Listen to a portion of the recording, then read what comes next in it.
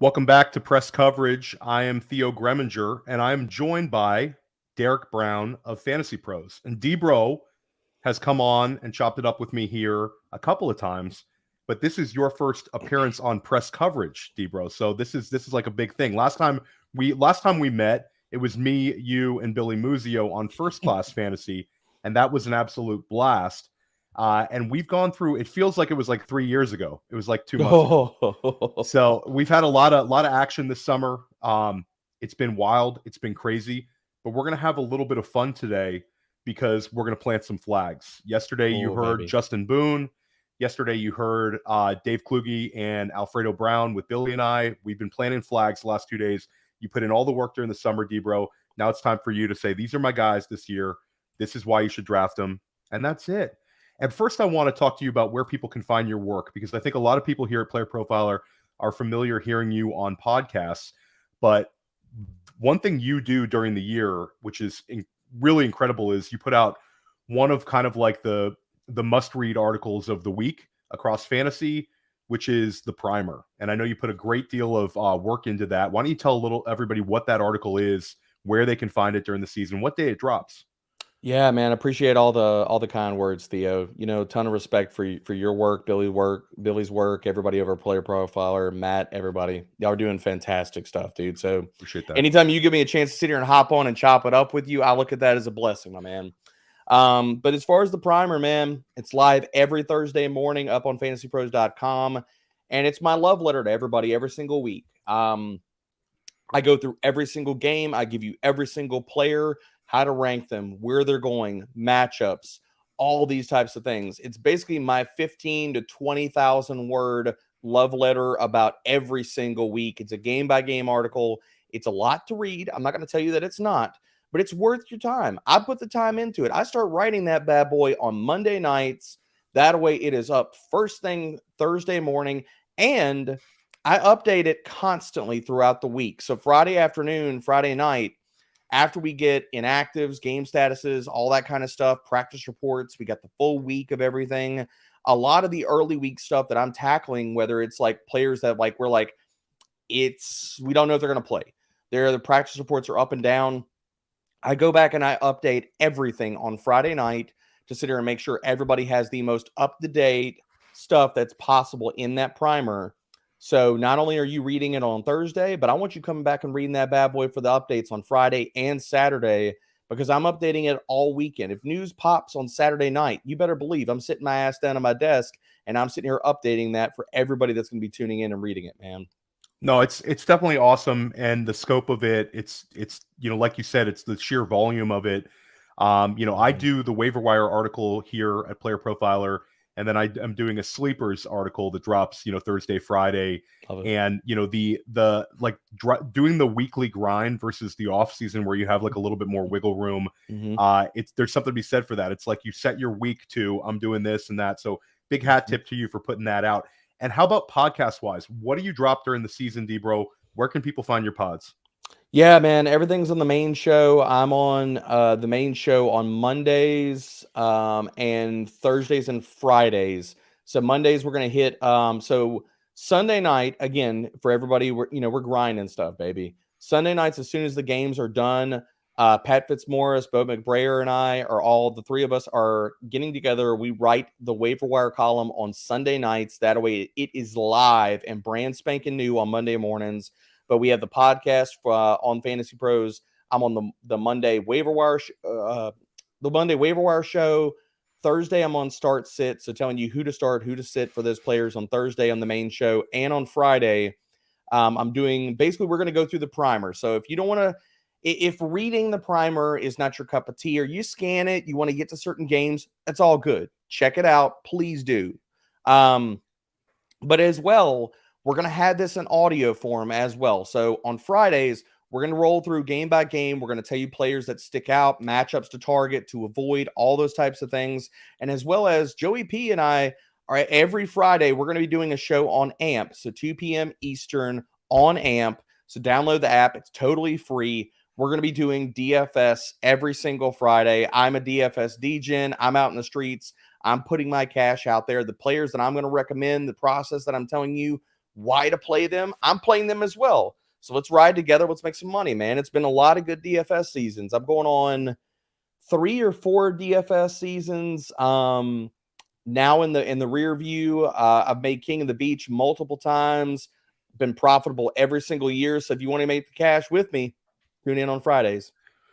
Yeah, and Joseph Pisapia is coming on the Big Tilt a few times here on Player Profiler, so we've got him lined up as well. That's awesome, D-Bro. Have you looked at the Week 1 schedule? Tell us a player who's going to smash Week 1, not knowing their prices. Ooh. Just give me a guy with the matchups. Like, okay, we'll start out easy. Kansas City, Detroit. Who's the guy that we should keep an eye on in that game? I think the low-hanging fruit is Amon-Ra, but I'm going to tell you Sammy Ballgame. Let's go Sam Laporta. Okay. Kansas City has been bad versus tight ends, and you can look back through all the metrics. This is multiple years. This is a Steve Spagnuolo thing. The way that he constructs his defenses, they give up a lot of production on the ground as well as to tight ends. So the players that I'm going to be ranking aggressively in that game, Amon-Ra's a wide receiver 1. Nobody's going to be surprised by that. That's going to happen. The other 2 players, like this game is going to go nuclear. I'm telling you right now, Theo, Jahmyr Gibbs is going to have a monster game. He's going to catch a shit ton of passes because Kansas City is top 5 almost every single year in receptions allowed to running backs, as well as they have been bad versus tight ends. Sammy Ballgame is going to have a good one. So if you want to fade Amon-Ra in your showdown lineups in that game, Captain Ballgame, Captain Gibbs, enjoy the money. Yeah, we've talked about this because usually after that Thursday night game, you see 1 or 2 players really, really rise in those drafts for the especially FFPC and other high stakes formats. And if Jahmyr Gibbs goes nuclear, he's going to be at the end of the first round, D-Bro. He will be. He'll be at the end of the first round, top of the second. Like he'll probably be up there. Let's pull out the crystal ball here, Theo. Do you think in some of those high stakes drafts, just because people have seen it, do you think Jahmyr Gibbs will go over Tony Pollard? I think he will. If he smashes in that game. Absolutely. I mean, if he smashes, like you bank the points and get the free look, I think absolutely. And I think that even if he has a game that we're like, okay, this is it. Like if he has 6 catches for 65 yards and 60 on the ground, maybe finds the end zone, people are going to lose their minds. And they're going to say, they're going to lose their minds. 20 He's going to go at the end of the first round and probably over Tony Pollard, who I just saw go. It's about damn time, people, that they've woken up. Tony Pollard went in the first round of a Fantasy Pros championship team that I drafted last night on FFPC. So glad to see people are finally waking up to the truth of Tony Pollard. I took Tony Pollard at the 201 with Billy Musio the other day. Yeah, we went Cowboys stacking. So, you put a lot of time and effort and energy into, your process during the season, your off-season rankings, your evaluations for players. I mean, you labor back and forth on where to rank guys. Which is the guy that if you could know their final stats for the end of the season, who would it be? Is it a guy that maybe his performance unlocks their teammates in a good or bad way? Is it a guy you're just really struggling with range of outcomes? Which way are you going on this one, D-Bro? Because I've had a lot of tremendous answers on this question. Theo, you know what? Screw it, man. I want to know what Dalton Kincaid does, baby, because I'm a big believer in the talent. I think he's going to be the wide receiver 2 on the Bills. I think that, look, really all the parts and pieces are there, because just a simple question, Theo, and I'm going to throw this to you because it's an easy one. It's a layup, baby. Let's go. Who the hell is the high-end target earner on the Bills after Stephon Diggs? Who's going to get it? Who's going to get a 20% target share on the Buffalo Bills after Diggs? It's Dalton Kincaid, D-Bro, because my man's going to get 90-plus targets as rookie season. So it's like a couple days ago, I said we had a man versus machine show with Dario Offstein. I said Dalton Kincaid is going to outscore Kyle Pitts 2021. Kyle Pitts had like 175 PPR points. I think Kincaid gives 185 PPR points. I think he gets 90-plus targets. He's going to have 7 or 8 touchdown catches. He's going to finish as tight end 5 overall. He's going to be a massive value for people who got him around like tight end 12. And at the end of the day, his skill set doesn't overlap with Stephon Diggs or with Gabe Davis. Gabe Davis is going to win downfield. I think Kincaid can win in many different ways, and he's going to crush in the red zone. So I'm with you completely. This is a great answer.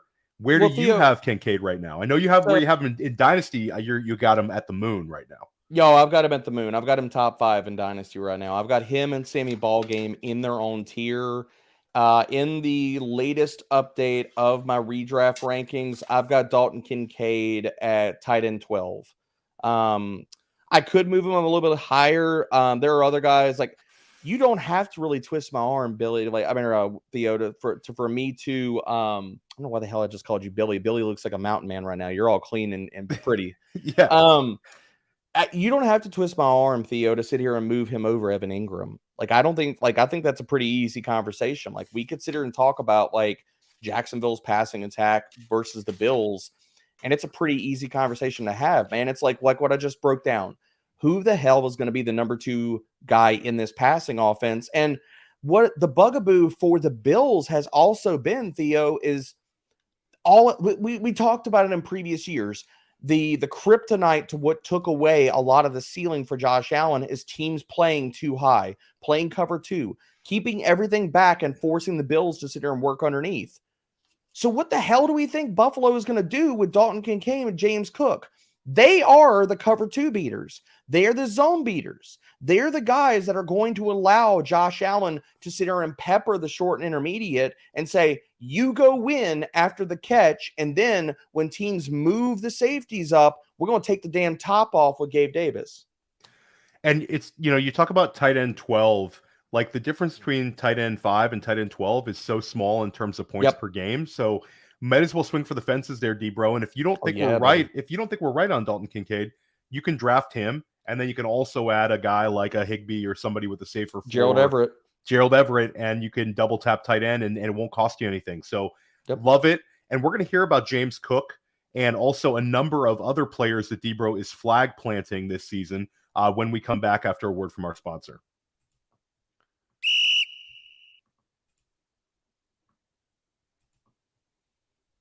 Hey, you're in your fantasy draft and someone says, hey, that guy's injury prone. I don't want him. And you're like, I don't know. I don't think you can predict injuries. Well, guess what? Now you can. Injury proneness is real. At Player Profiler, we have the data on these players, and it's all in the Injury Finder app. Their injury track record back through time, exactly where they were injured, how severe it is. We look at the BMI data, and we crunch it all together, and we give you probabilities that a player will miss multiple games this NFL season, as well as the complete database of NFL injuries and the ability to compare two players and look at their injury track record. The Injury Finder is powerful, and it's only $5. If it's worth it to have that peace of mind when you're drafting, go get it.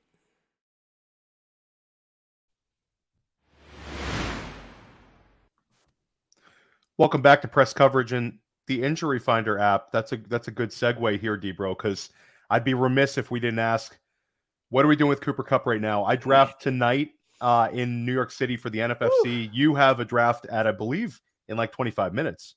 Yes. Is it a 1:15 or is it a 1? It is at 1:00. Okay, so we're gonna keep things moving here. No, it's okay, man. I got the queue. I got it pulled up on the second screen. That queue is set, baby. We're ready to roll.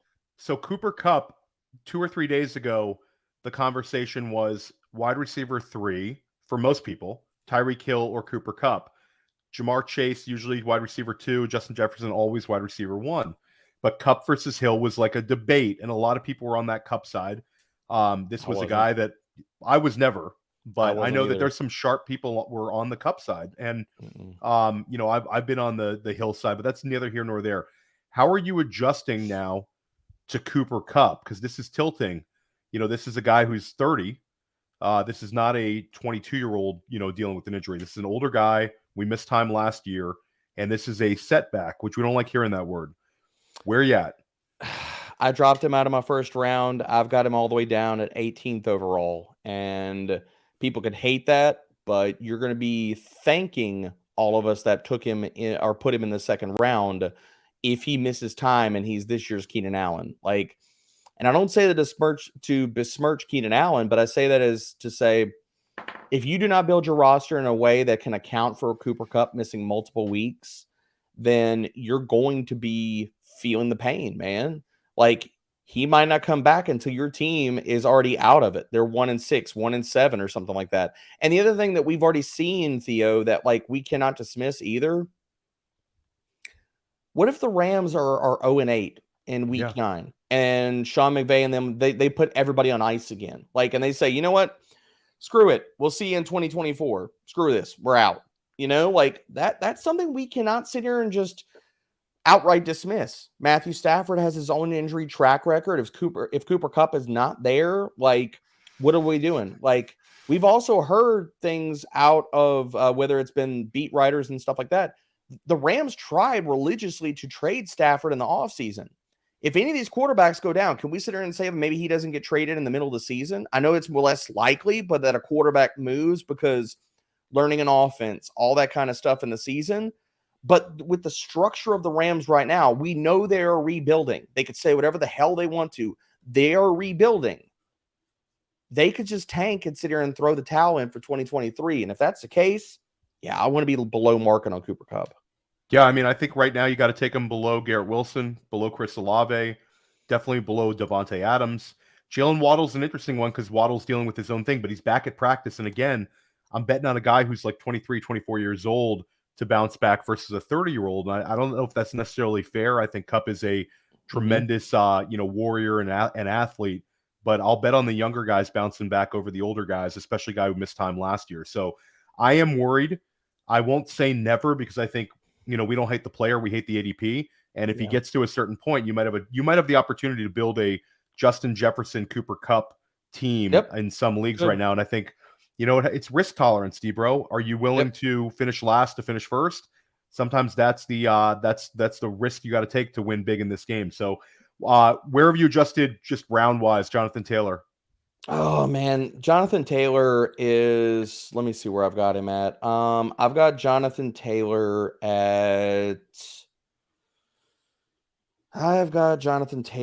now sitting in the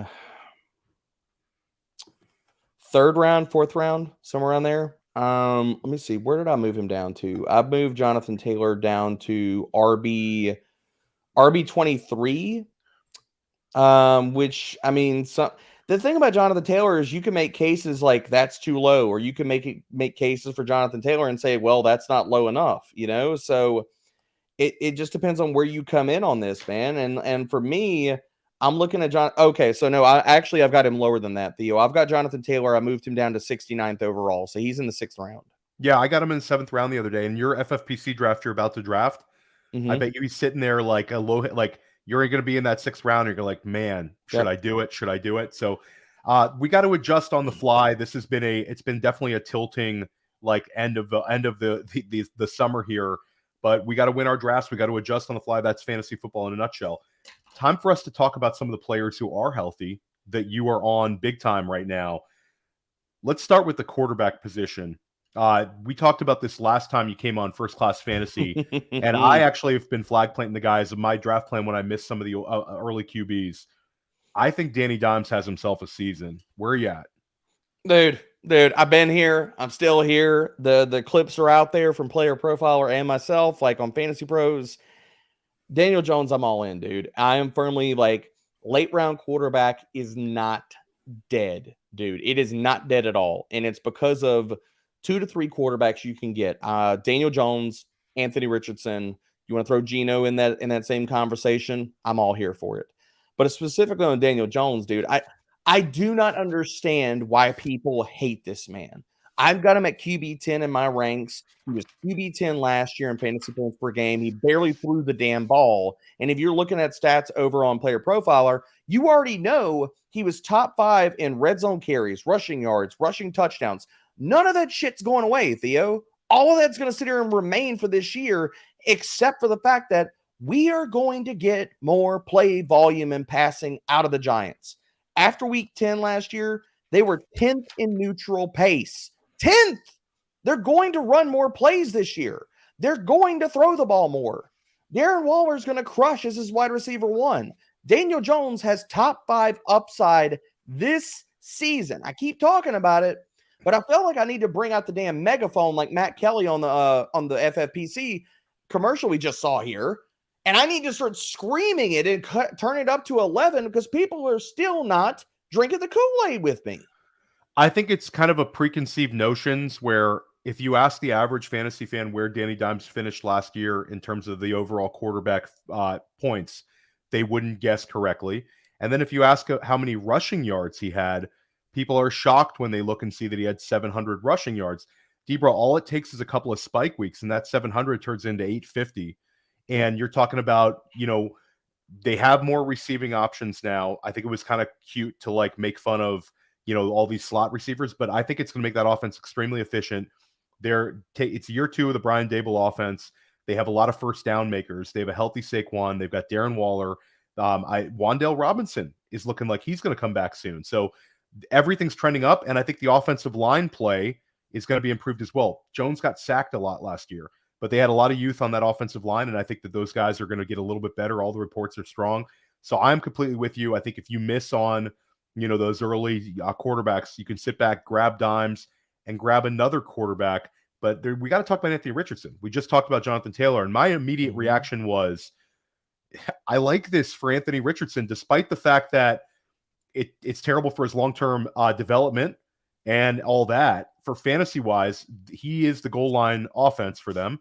And also, they probably have more design quarterback runs. I think you could take a crazy idea and say, hey, maybe I want to get the ball to Michael Pittman a little bit more because he's probably my best playmaker on the team. So there's lots of like galaxy brain scenarios where I'm like, I like this for Richardson. Although he could break down with no support, at least when he's on the field, he's got a chance to put up a ton, especially on the ground. Where are you at with Anthony Richardson? I've got Daniel Jones as my QB9, Anthony Richardson as my QB10, just to sit here and we're keeping it 100. I've said this and I'll say it again, Theo. Anthony Richardson, if he starts all the games, which, dude, early in the offseason, we heard all this bullshit about, Gardner Minshew's going to sit here and take starts. Gardner Minshew ain't taking no damn starts, man. Not if Anthony Richardson's healthy. That was never going to happen. Everybody said that he was going to start. Shane Steichen came out to the press and said, the only way you get better as a quarterback is by taking snaps under center. So he's going to start. And if he starts all the games, Anthony Richardson will be a top 12 fantasy quarterback. Lock it in. It's going to happen. And people could hate on that man for what he does as a passer or what he does not do. I'm old enough to remember, Theo, when everybody clowned Jalen Hurts for what he could or couldn't do as a passer as well. And that dude, in his first year as a starter, was QB6 in fantasy points per game.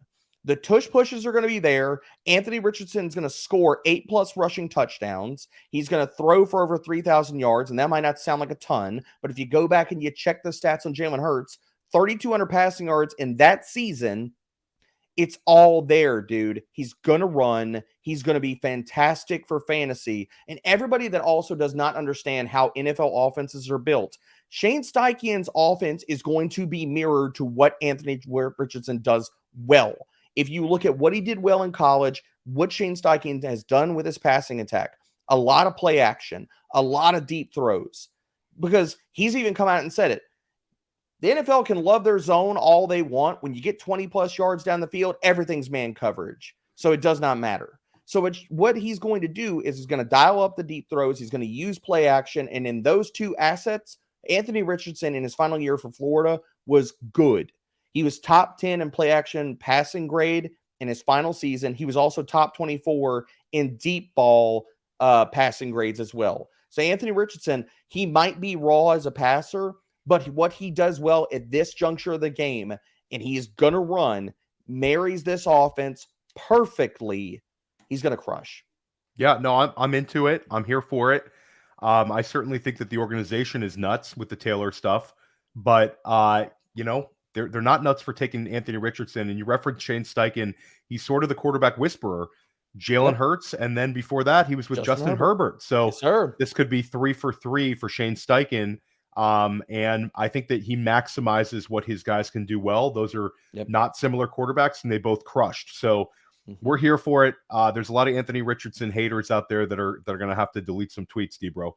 They're going to be deleting left and right, man. Their thumbs are going to be bruised after this season, dude. Yeah, 100%. Let's get over to the running backs because we've been on them all summer. We talked about it in the pre-show.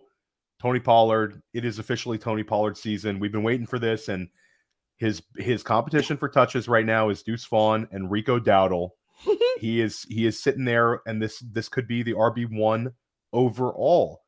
Talk to me about Tony Pollard and how does he do it, D-Bro? If he gets to RB1 overall, how is that path? Is it incredibly ripping off long runs, or can he also get the passing volume that I think his skill set can handle?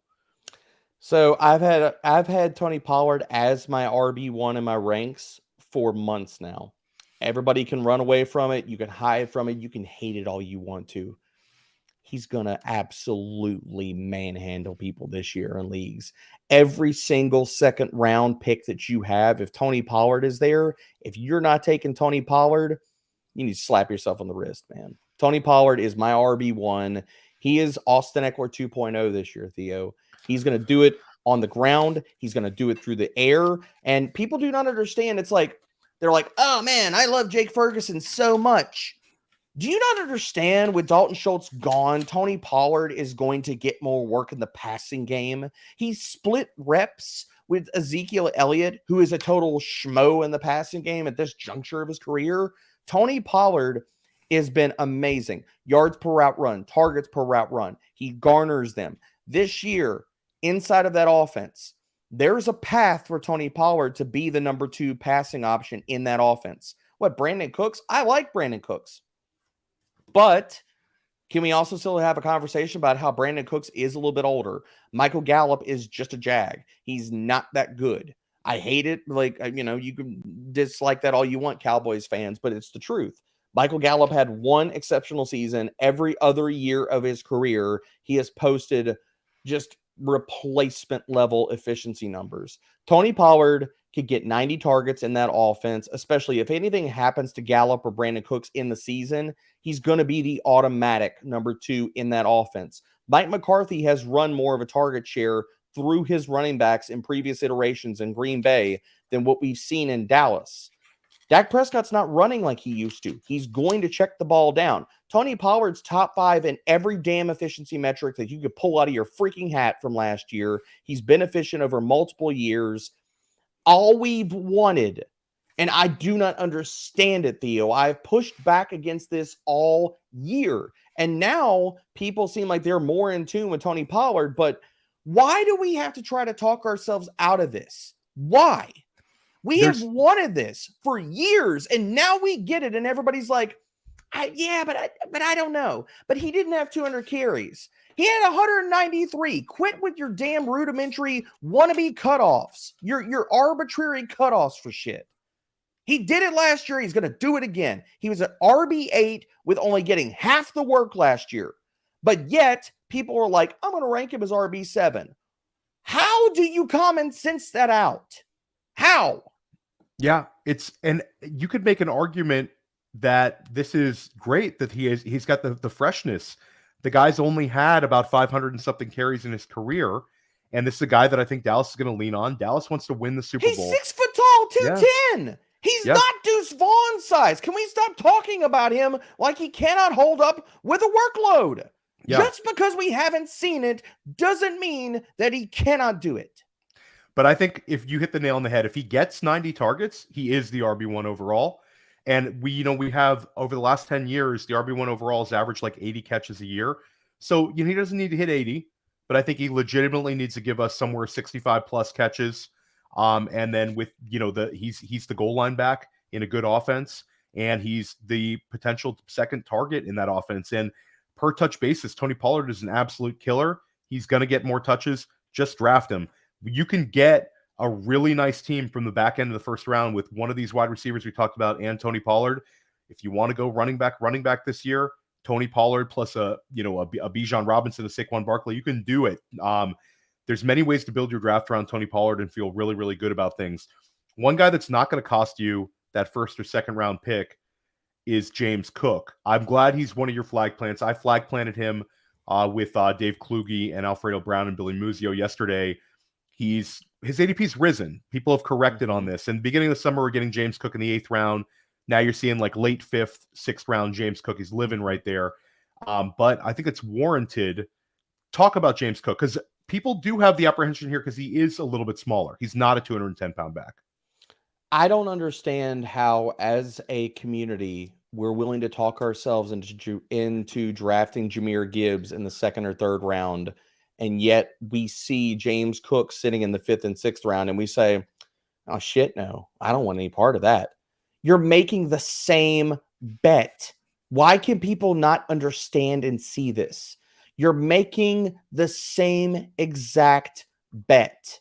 Both of these guys are runway backs. They're explosive runners. Put them on the outside and give them big plays. They are pass game weapons.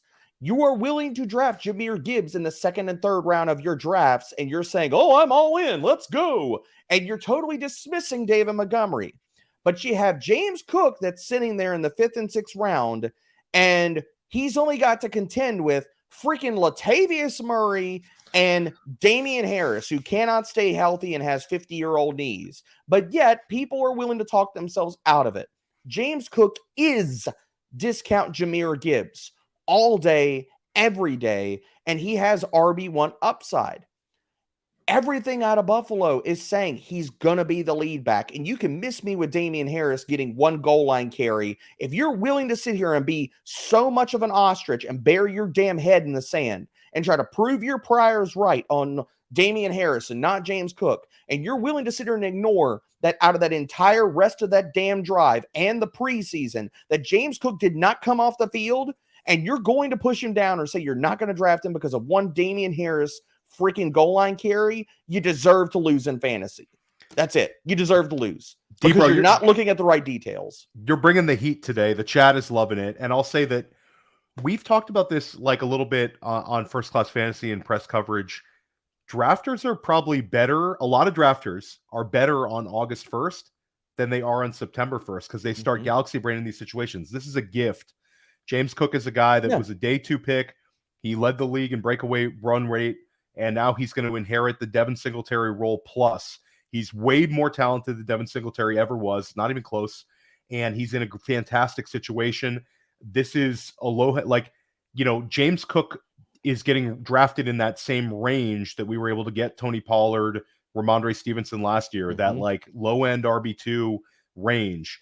He is the kind of guy that could finish as an RB1 there because on a per-touch basis, he's going to be so explosive.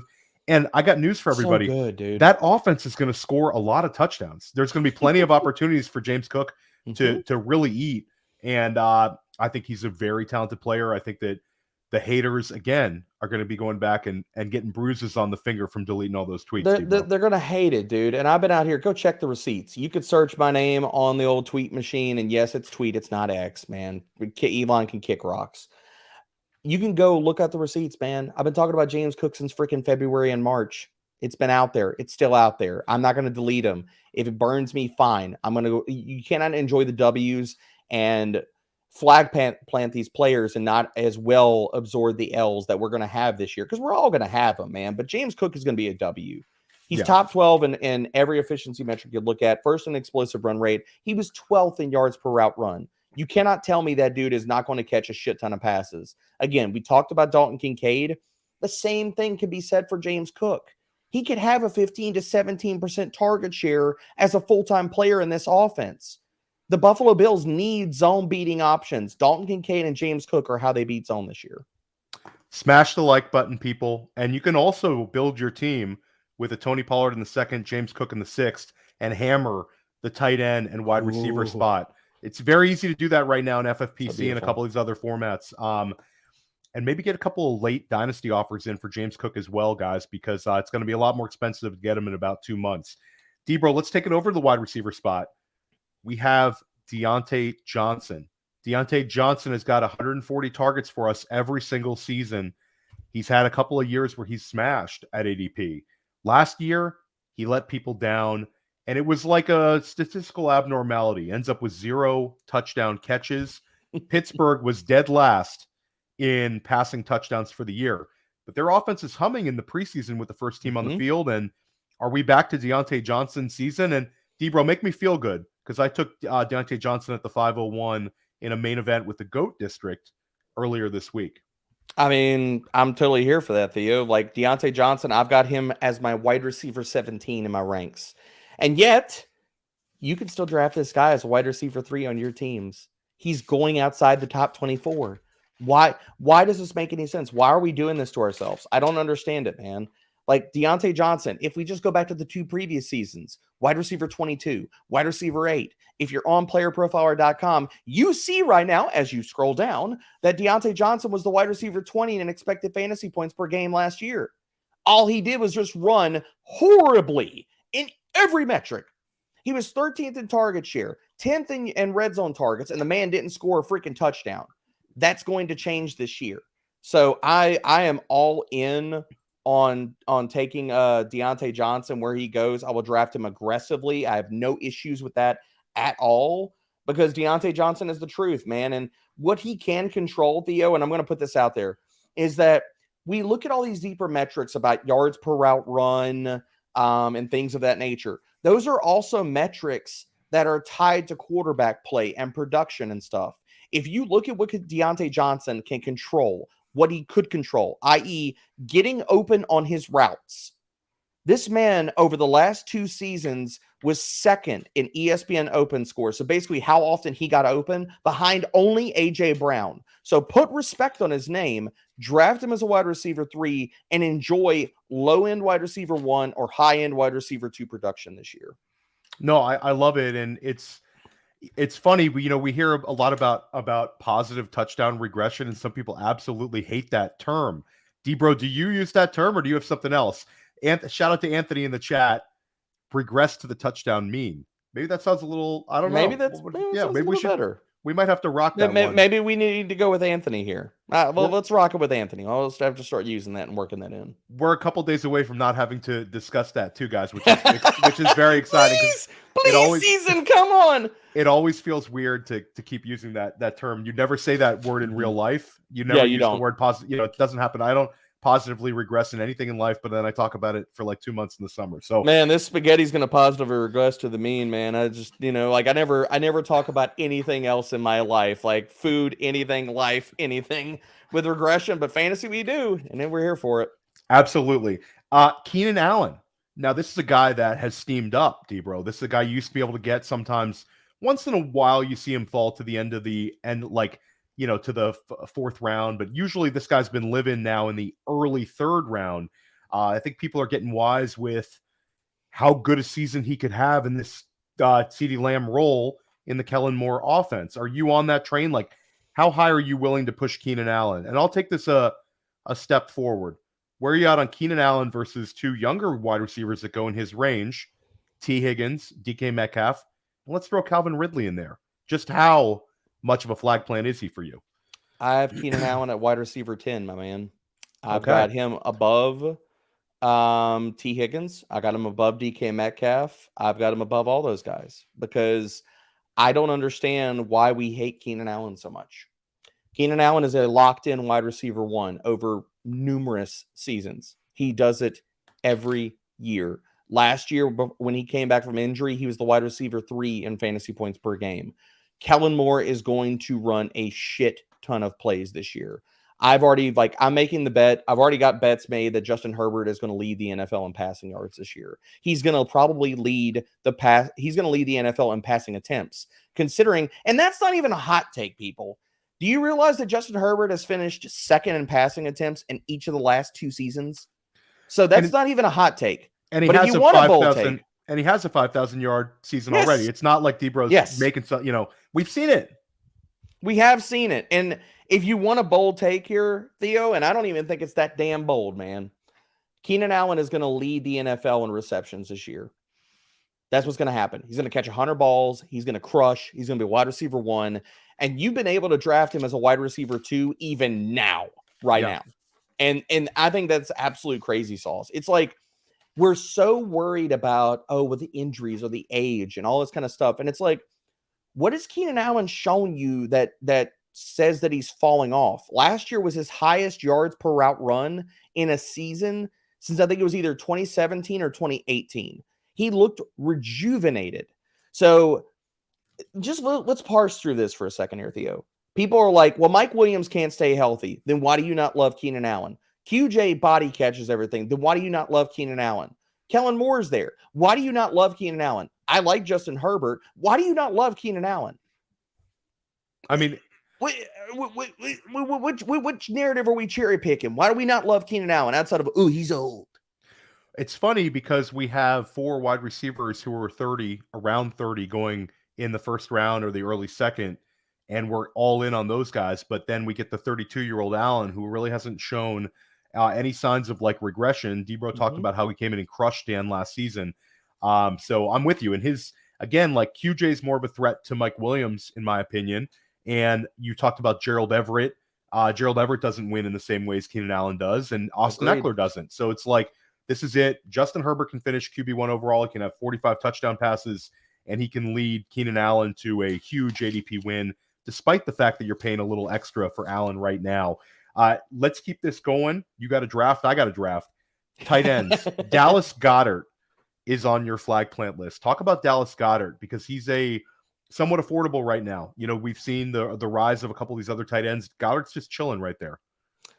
So I will say that Dallas Goedert he's made my flag plant list a little bit late in this season. I have gravitated to more Dallas Goedert as the weeks have gone on.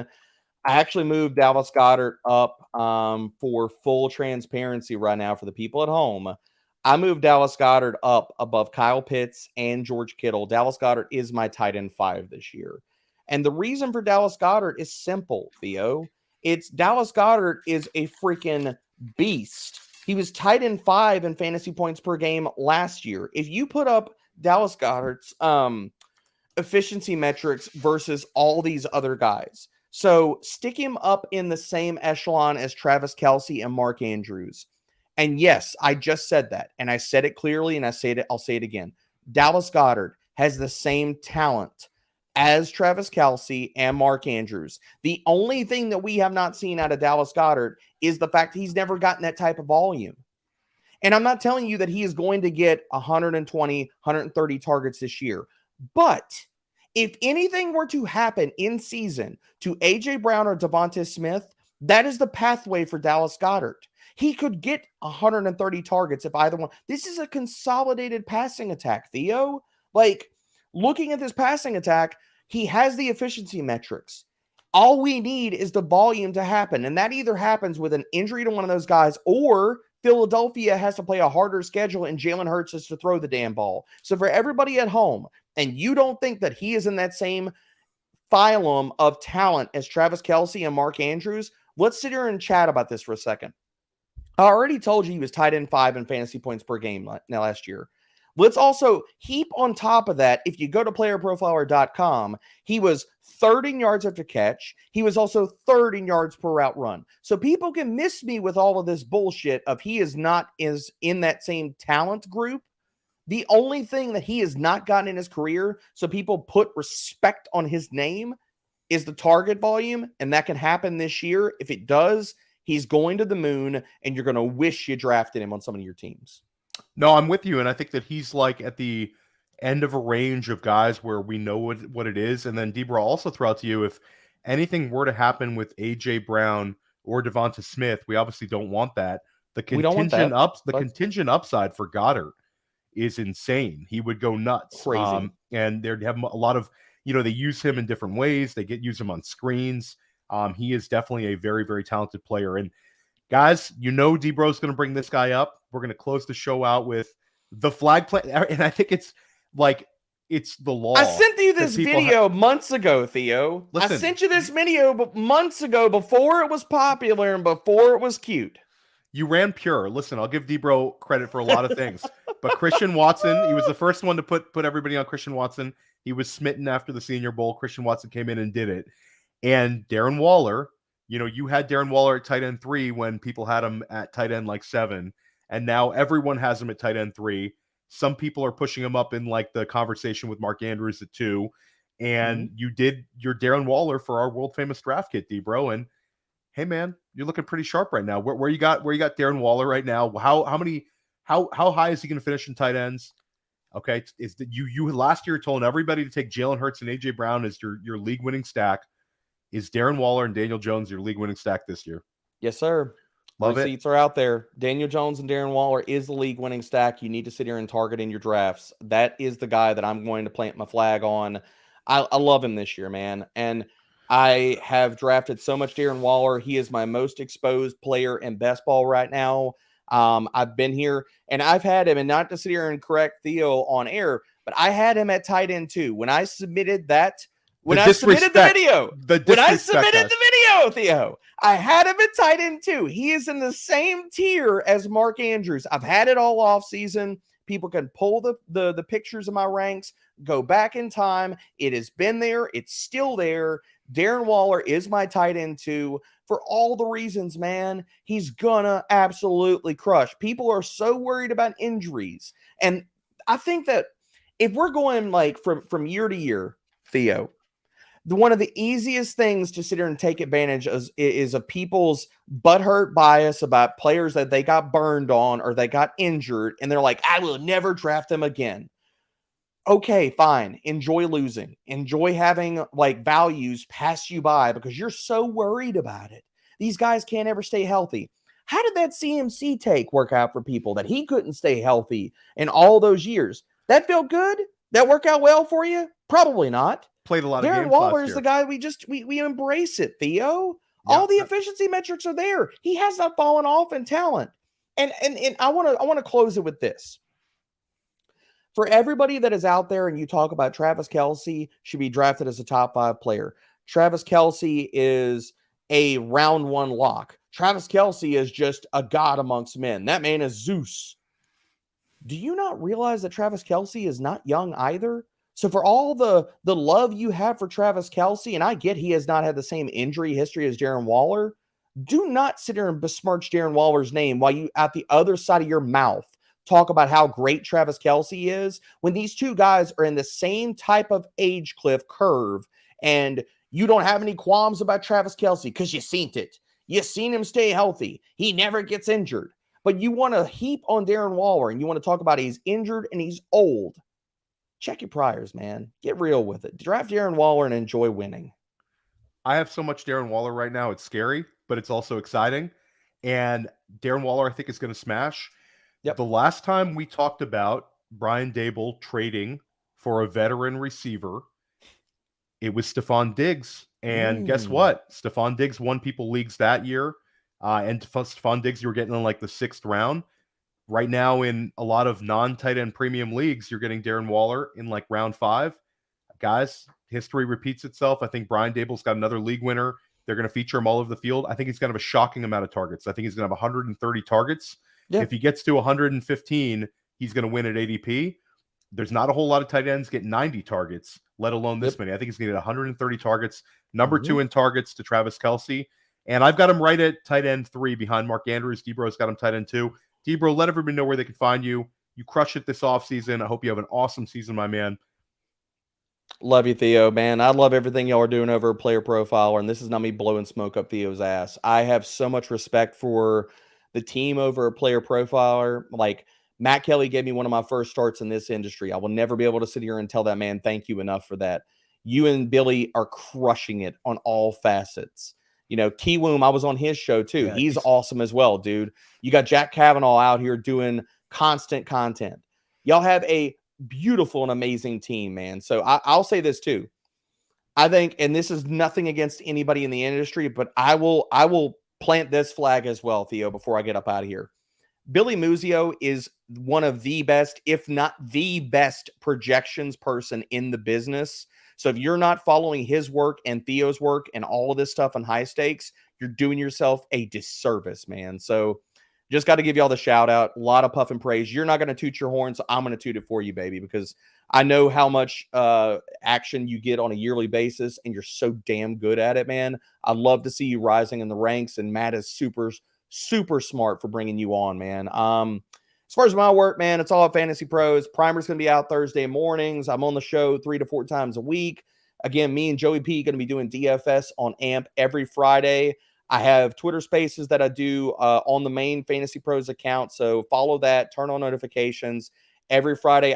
Before we hopped on for this, Theo, I did about 45 minutes with everybody on the tweet machine, just answering questions, having a damn good time doing it. I do those every Friday, and that's all the things or stuff, dude. I love you, and we're going to have a great season. Yeah, no, for sure. And guys, you've been listening all summer long. Appreciate the kind words from Debro. And guys, this is time to execute. Man. It's execute time, guys. You know who to take. Let's win some titles this year. Let's win some money. Let's have an awesome season. Stick with us all season. Check out the great work over at Fantasy Pros, and let's get it. Have an amazing holiday weekend, everyone, and thanks for tuning in.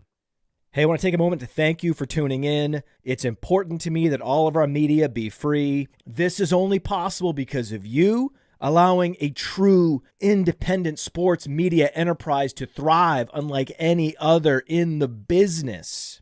So please subscribe to the All In Package to continue to make all of this possible, to ensure that all of our stats, information, data, content is available to you, especially you, the people that get the site and get the show.